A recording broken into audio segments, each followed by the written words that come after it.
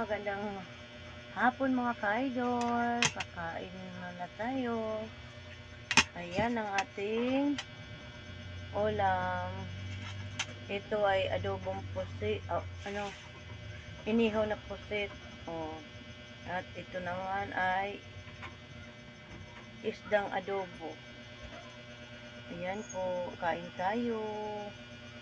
Ayan ang ating ulam for today's video. Diba? Ang sarap nito mga ka-idol.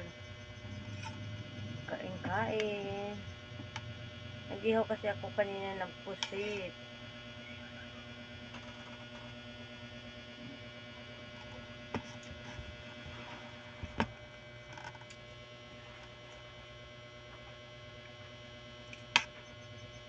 Kain po.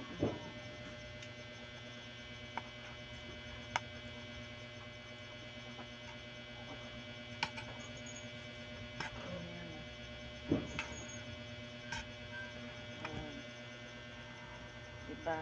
Hanggang dito na lang guys ang ating video. Bye-bye!